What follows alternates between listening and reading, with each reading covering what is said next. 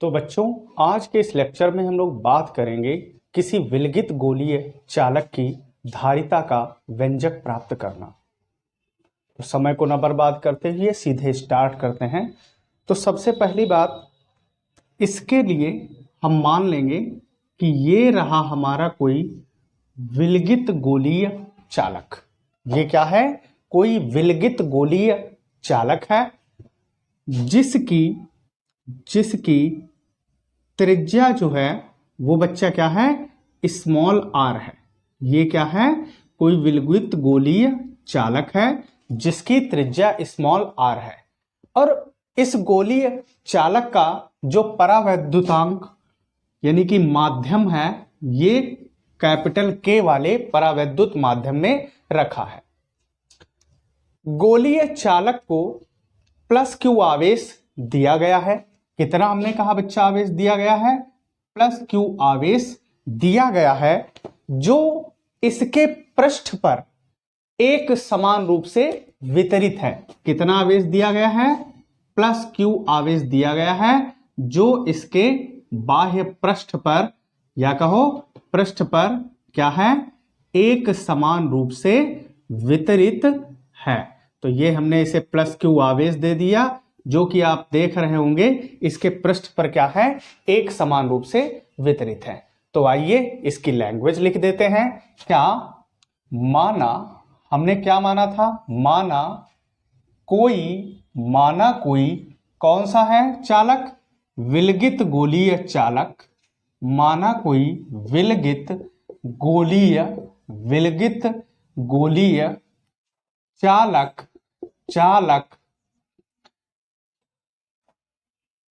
जिसकी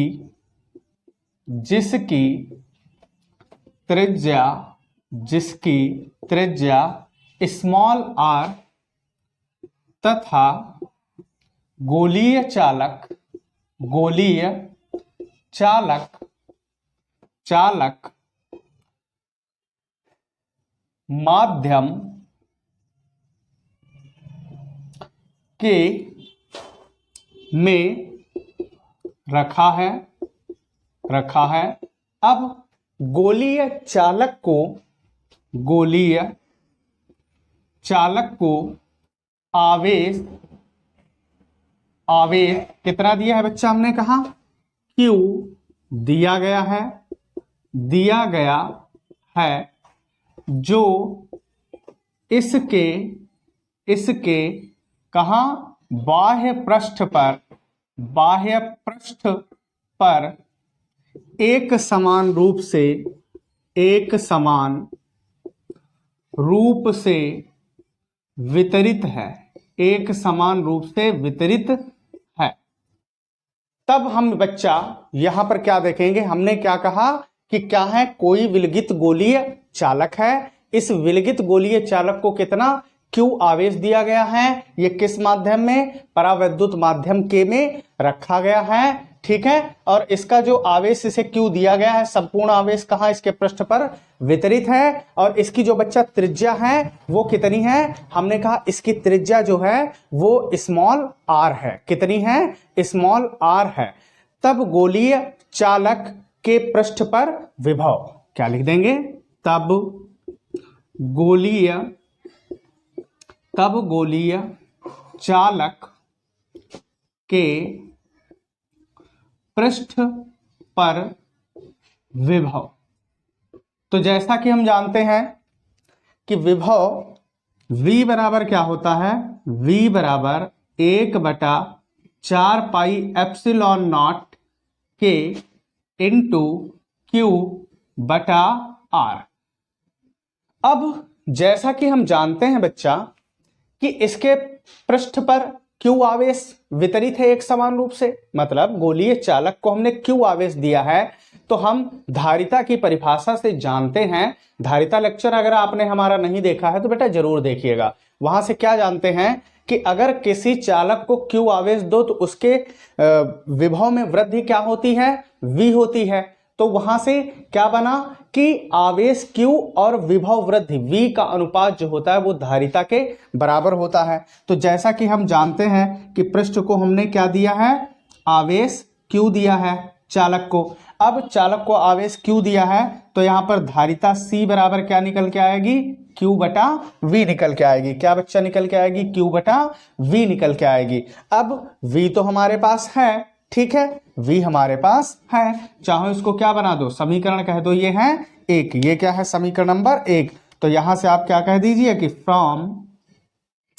from equation 1, मतलब समीकरण 1 से। तो समीकरण 1 से ये V का वैल्यू यहां पर डाल दीजिए।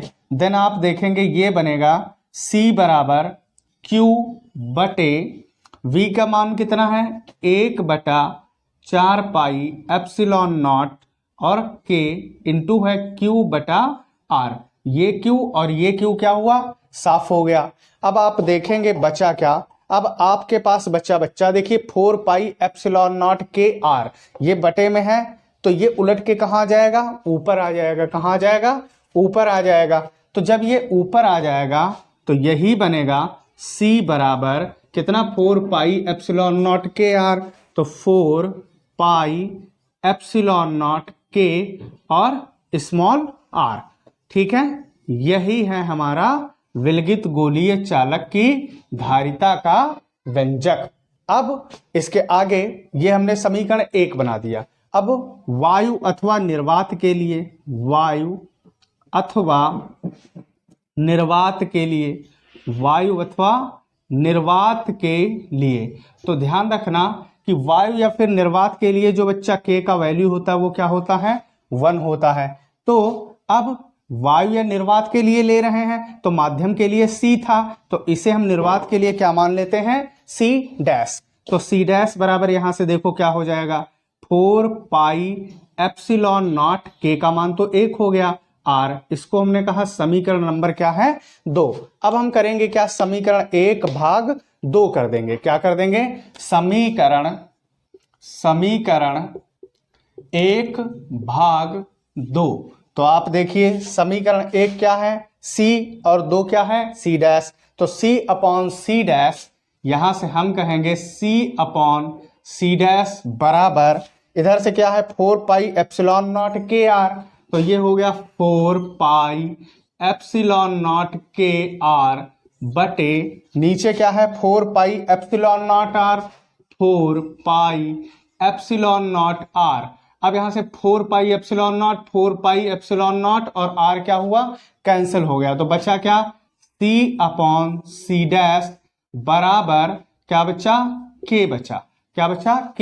तो K यहां पर क्या है, परावैद्युतांक है। तो परावैद्युतांक की अगर हम बच्चा परिभाषा बनाना चाहें तो क्या बनेगा, ये C क्या है, माध्यम की धारिता, और ये किसकी है, निर्वात की धारिता। K क्या है, परावैद्युतांक। और जैसा कि आप जानते हैं कि ये जो बटा है, बटे को हम लोग क्या कहते हैं, अनुपात। क्या कह सकते हैं, अनुपात। तो यहां से परिभाषा क्या बनाएंगे, देखिए कि माध्यम की धारिता, माध्यम की धारिता ये किसकी है, निर्वात की धारिता, कि माध्यम की धारिता तथा निर्वात की धारिता का अनुपात परावैद्युतांक के ये चिन्ह का है का बराबर, तो बराबर होता है। एक बार फिर से क्या, माध्यम की धारिता तथा निर्वात की वैद्युत धारिता का अनुपात परावैद्युतांक के क्या होता है, बराबर होता है। अब इसके बाद में बच्चा मेरा इसका बटा हम 1 लिख सकते हैं। अगर इसको आगे हम बढ़ाना चाहें तो हम क्या कह सकते हैं, C एकन C बराबर क्या हो जाएगा, KC डैश। C बराबर हम क्या कह सकते हैं, ये हुआ KC डैश। धारिता का मात्रक आप जानते ही है क्या होता है, फैरेड होता है। क्या होता है, फैरेड होता है, ठीक है। या फिर फैरेड के अलावा दूसरा Q क्या है, आवेश का कूलॉम और प्रति वोल्ट, या फिर कूलॉम प्रति वोल्ट, और 1 फैरेड बराबर ही होता है कूलॉम पर वोल्ट। तो बच्चों हम आशा करते हैं कि हमारा वीडियो आपको पसंद आया होगा। अगर हमारा वीडियो आपको पसंद आया है तो वीडियो को लाइक करिए, शेयर करिए, चैनल को सब्सक्राइब करिए। और आज के इस लेक्चर में बस इतना ही, मिलते हैं अगले लेक्चर में। धन्यवाद।